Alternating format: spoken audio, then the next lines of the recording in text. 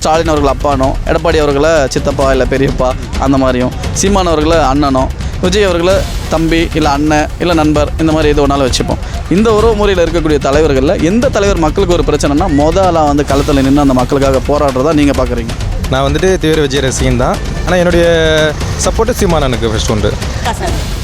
ஸ்டாலினி வந்து எம்ஜிஆர் விஜய் அஜித்னு போகிற இந்த பாதையை வந்து திருப்பி பிரபாரன் வழியில் கொண்டு வந்திருக்காரு. ஸோ எப்போவுமே தலைவர் தான் நிற்பார். எப்பயுமே நிற்பார். இது வரைக்கும் நிற்கல, நின்று இருக்காரு, எப்பயுமே நிற்பார்.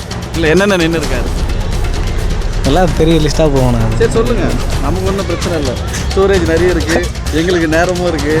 எங்கள் குளத்தூரை பொறுத்த வரைக்கும் அவர் கொஞ்சம் நல்லா செய்கிறாருன்னு தான் கேள்விப்படுறோம். ஆனால் அந்த வெள்ளம்லாம் வரும்போது குளத்தூர் தான் ரொம்ப பாதிக்கப்படுது. காசுக்கு ஓட்டு போடுற மக்கள் தான் நிறையா இருக்காங்க ஜாஸ்தி.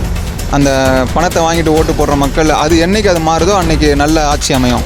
சீமான் தான் முதல்ல வர்றாரு, அதுக்கப்புறமேட்டு தான் அவங்களும் முதல்ல வராருன்னு நிறைய பேர் சொல்கிறத கேட்குறோம். ஆனால் அவர் முதல்ல பிரச்சனைக்கு முதலாக வராரு, ஆனால் ஜெயிச்சு முதலாக வர மாட்டுறாரு. பிரச்சனை அவர்கிட்டயா மக்கள்கிட்டயா? உங்கள் வாழ்க்கையில் நிறைய பிரச்சனையை ஃபேஸ் பண்ணுவீங்க.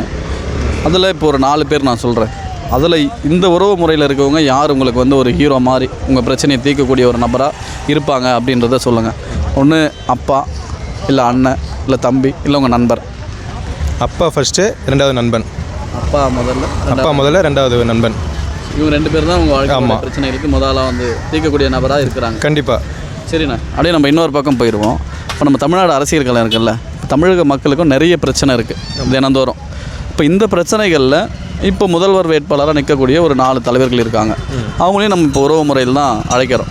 ஒரு சிலர் அழைக்கிறாங்க, பெரும்பான்மையாக அழைக்கிறாங்கன்னு சொல்லலை, குறிப்பிட்ட மக்கள் அழைக்கிறாங்க. உதாரணத்துக்கு பார்த்தீங்கன்னா ஸ்டாலின் அவர்கள் அப்பானோ, எடப்பாடி அவர்களை சித்தப்பா அந்த மாதிரியும், சீமான் அவர்களை அண்ணன் அப்படியும், விஜய் அவர்களை அண்ணன் இல்லை நண்பர் எப்படி வேணாலும் அழைப்பாங்கன்னு வச்சுப்போம். இந்த 4 பேரில் மக்களுக்கு ஒரு பிரச்சனைனா முதலாக வந்து நிற்கக்கூடிய தலைவராக யாரை பார்க்குறீங்க?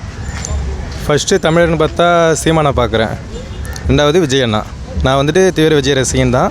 இப்போ அரசியலுக்கு வந்ததுக்கப்புறம் இப்போ தான் அடியெடுத்து வச்சுருக்கிறாரு. இந்த எலெக்ஷனில் தெரியும் அது எப்படி வருவாங்கன்னுட்டு. ஆனால் என்னுடைய சப்போர்ட்டு சீமானனுக்கு ஃபஸ்ட் உண்டு.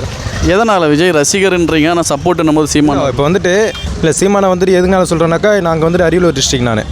அரியலூர் டிஸ்ட்ரிக்ட் எங்களுது பின்பற்றப்பட்ட கிராமம் தான் எங்கள் கிராமம் ஃபுல்லாக. அவர் சொல்கிறது என்னென்னாக்கா, தமிழர்களுக்கு ஃபஸ்ட்டு எல்லா ஒர்க்குமே கொடுக்கணும் போகணுன்னு சொல்லிட்டு அதுமாரி தான் கொடுக்குறாங்க. நான் இப்போ வந்துட்டு டிரைவர் தான். இங்கே வந்து சென்னையில் வந்து நான் ஒர்க் பண்ணிகிட்ருக்கேன். இப்போ இதே ஒர்க்கு வந்துட்டு எங்கள் ஏரியாவிலாம் இருந்ததுனாக்கா நாங்கள் இங்கே வரணுங்கிறது இல்லை. எங்கள் இங்கே கிராமமே நாங்கள் மேலே வரலாம். அந்த எந்த வாய்ப்புமே இல்லை. ஃபுல்லாமே எல்லாமே வடக்கன்ஸ் தான் வந்து இங்கே எல்லாம் ஒர்க் பண்ணிகிட்ருக்காங்க. அவங்களுக்கு கீழே நாங்கள் ஒர்க் பண்ணுற மாதிரிலாம் இருக்குது. ஸோ அது வந்து அவர் கொஞ்சம் சப்போர்ட் பண்ணிகிட்ருக்காரு. எங்கள் ஊரில் கொஞ்சம் இப்போ மாறத்துக்கு ஆரம்பிச்சிருக்குது. அதனால் இப்போ கொஞ்சம் எங்களுக்கு அதை சப்போர்ட்டாக சொல்கிறோம். அதனால் ஆமாம், வாழ்க்கை முறையை மாற்றுவார்னு ஒரு நம்பிக்கை. தமிழக மக்களுக்கு ஒரு ஹீரோவாக இருக்கிற அரசியல் தலைவராக யாரை பார்க்குறீங்க? தமிழர்களுக்கு என்ன ஒரு பிரச்சனைனாலும் இவர் முதலாக நிற்பார்ப்பா அப்படின்னா? என்னை பொறுத்தவரை இப்போ வந்து ஒரு அரசியல், ஒரு அண்ணன் நாட்டு, ஒரு ஆசா நாட்டு நான் பார்க்குறது சீமான் அவர்களை மட்டும்தான். ஏன்னா எந்த ஒரு எங்கே போனாலும் ஏதோ ஒரு பிரச்சனை வந்தாலும் அவர் தான் கரெக்டாக முன்னிலையில் வந்து நிற்கிறாரு. என்னோடய சப்போர்ட் வந்து எப்போவுமே அவருக்கு தான். இந்த மண்ணுக்காண்டி, மலை, தண்ணீர், மரம், இதுக்கெல்லாம் சப்போர்ட் பண்ணுற ஒரே நாம் தமிழர் மட்டும்தான். வேறு எல்லாம் மலையை உடச்சி சேல்ஸ் பண்ணுறது, இந்த மணலை வாரி இது பண்ணுறது. ஸோ அதனால் என்னோடய சப்போர்ட் வந்து எப்போவுமே சீமானுக்கு தான். நாம் தமிழர் அவர் தான் ஹீரோவாக. அவர் தான் எப்போவுமே ஹீரோ தான் பார்க்குறேன். எப்போவுமே அவர் மட்டும்தான், வேறு யாருமே கிடையாது. இத்தனை பேர் இருக்கும்போது யாரும் கிடையாது, அவர் தான்ன்றதுக்கு அழுத்தம் திருத்தமான ஒரு காரணம் தான். அவரை பற்றி பேசுனா அவரோட பேச்சு, அந்த பேச்சினுடைய நம்பிக்கை, அது அந்த இளைஞர்களாக வந்து அவரோட பேச்சு அப்படின்னா சினிமா துறை எல்லாரும் வந்து எம்ஜிஆர் விஜய் அஜித்னு போகிற இந்த பாதையை வந்து திருப்பி பிரபாரன் வழியில் கொண்டு வந்திருக்காரு. ஸோ எப்போவுமே என்னோடய வழி, அரசியல் வழி, எல்லா வழியும் இந்த அண்ணன் சீமான் அவர்களை மட்டும்தான். ஸ்டாலின் என்னென்ன பிரச்சனைக்கு அவர் வந்து நின்று போராடி இருக்கிறார் தெரிஞ்சு? ஏன்னா அவங்களால தான் முடியும். அதனால தான் சொல்கிறேன். என்னென்ன பிரச்சனை தீர்த்து வச்சுருக்காங்க சொல்லணுமா? அதை சொல்கிறேங்க, நிறைய இருக்குது. ஏதாச்சும் ஒரு 3 ஆச்சும் சொல்லுங்களேன். சரி, நீங்கள் லிஸ்ட்டு விட, நான் என்னென்னு சொல்கிறேன். நீங்கள் தாங்க சொல்லணும், எனக்கு தெரிலப்பா. நீங்கள் சொல்லுங்கள் என்னென்ன பிரச்சனையை தீர்த்து வச்சுருக்காரு. சரி, எனக்கும் தெரியல, விட்டுருங்க. தெரியலையா?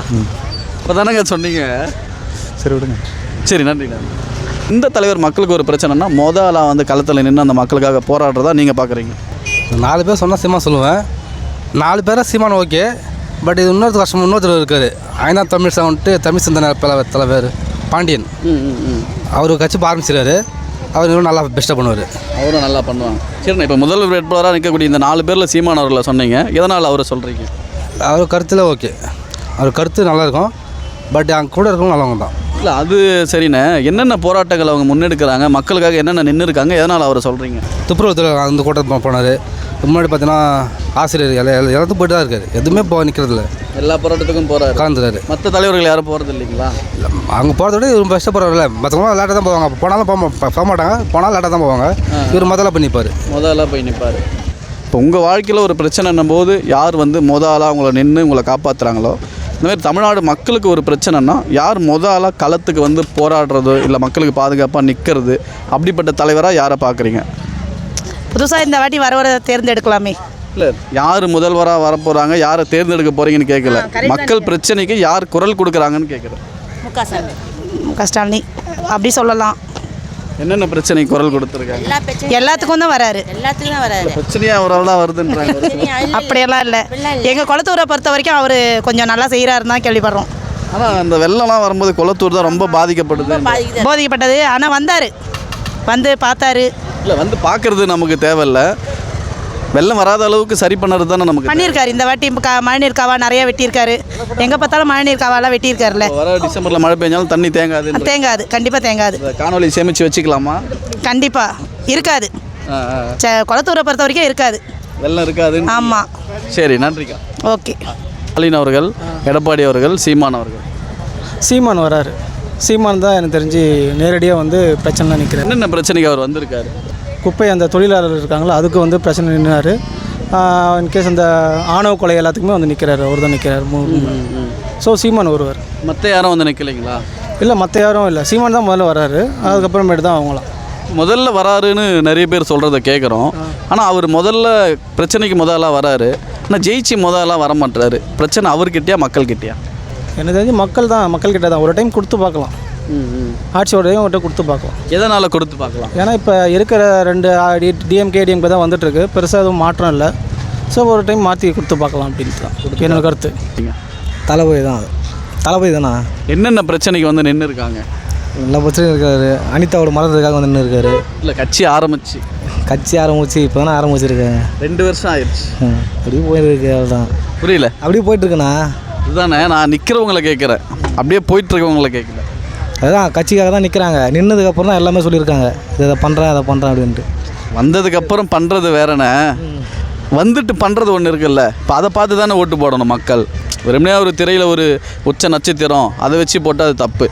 களத்தில் வந்து என்னென்ன பண்ணுறாரு அதை வச்சு ஓட்டு போட்டால் தான் அது சரியானதாக இருக்கும். சரிதானே? சரிதான். அந்த வகையில் என்னென்ன நின்று இருக்காங்க? தளபதி ரசிகர் நாடு தான். ரசிகர்ன்றதாலே நம்ம அப்படி பேசக்கூடாதுல்ல, இது சரியானதாக அதை பேசணும்ல.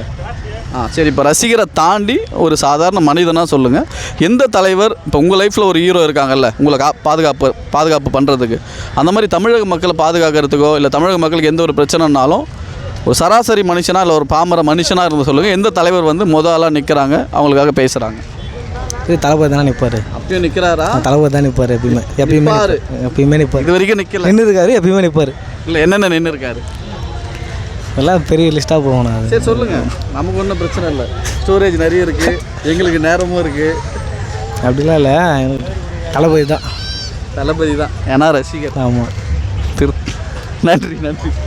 மக்களுக்கு ஒரு பிரச்சனைனா யார் முதலாக வந்து களத்தில் நிற்கிறாங்கன்றது தான் கேள்வி. இப்போதைக்கு யாருமே நம்ம சொல்ல முடியாது. சீமான் நல்லா போராடுவார், அவர்கிட்ட அந்த போராடுற குணம் இருக்குது. ஆனால் அவர்கிட்ட இருக்கிறது சில விஷயம் வந்து மைனஸும் இருக்குது அவர்கிட்ட. அது வந்து அவர் வந்து அதனாலேயோ என்னவோ அவர் இன்ன வரைக்கும் இன்னும் ஒரு அடுத்த ஸ்டேஜுக்கு அவர் போக முடியல. அதனால் அவர் அந்த கட்டத்திலேருந்து வர்றதுக்கு இன்னும் கொஞ்சம் சில களப்பணி செய்கிறது கண்டிப்பாக அவசியம். அவர் என்னென்ன போராட்டத்துக்கு வந்து நின்னதாக பார்க்குறீங்க? அவர் மக்கள் பிரச்சனையில் நிறைய பிரச்சனையில் வந்து நின்றுருக்காரு. விவசாயத்துக்கு முக்கியத்துவம் கொடுப்பாரு, இயற்கைக்கு முக்கியத்துவம் கொடுப்பாரு. அதே மாதிரி இந்த நம்ம ஸ்டெர்லைட்டு இந்த மாதிரி நிறைய வெளிநாட்டு கம்பெனிகளை உள்ளே விடாமல் தடுத்துருக்காரு. நிறைய பிரச்சனையில் அவர் பங்கேற்பட்டிருக்காரு. இதுதானே ஒரு அரசியல் கட்சிக்கு முக்கியமான தேவை. அதை விட்டுட்டு நம்ம மைனஸை மட்டும் முன்னாடி சொன்னால் எப்படி? மைனஸை நமக்கு போராட்ட கொண்டு அந்த இப்போ நீங்கள் சொல்கிற மாதிரி வெளிநாட்டு கம்பெனிகள்லாம் எதிர்க்கிறாருன்றீங்க, இதெல்லாம் தானே தேவை. தேவை தான். அதே சமயத்தில் மக்கள் ஓட்டும் அவருக்கு வந்து கணிசமாக வந்து இன்னும் அவருக்கு கிடைக்கல. அதில் ஏதோ ஒரு குறைபாடு இருக்குன்ற மாதிரி எனக்கு குறைபாடு தோணுது. இருக்கா இல்லை மக்கள்கிட்ட அவர் போய் சேரலையா இல்லை மக்களுக்கு இன்னும் அந்த அளவுக்கு விழிப்புணர்வு வரலன்னு நினைக்கிறீங்களா? மக்கள் விழிப்புணர்வு வரலன்றதும் ஒரு முக்கியமான கருத்து தான். அதே சமயத்தில் இன்றைக்கி உள்ள இதில் வந்து காசுக்கு ஓட்டு போடுற மக்கள் தான் நிறையா இருக்காங்க ஜாஸ்தி. அந்த பணத்தை வாங்கிட்டு ஓட்டு போடுற மக்கள், அது என்றைக்கு அது மாறுதோ அன்றைக்கி நல்ல ஆட்சி அமையும். ஆமாம், அது வரைக்கும் தமிழ்நாடு வந்து மாறுறதுக்கு வாய்ப்பில்லை. ஆமாம், களப்பணியில் எவ்வளோ தான் போராடினாலுமே இந்த ஒரு விஷயத்தை மாற்றினா மட்டும்தான் நல்ல ஆட்சி அமையும். பணத்துக்காக நம்ம வந்து ஒரு ஆட்சியை நம்ம தேர்ந்தெடுக்கக்கூடாது. நல்ல ஒரு யார் நம்மளுக்காக களப்பணியில் இறங்கி செய்கிறாங்களோ அவங்களுக்கு ஓட்டு போட்டால் கண்டிப்பாக ஒரு ஆட்சி மாறும். நன்றி. நன்றி.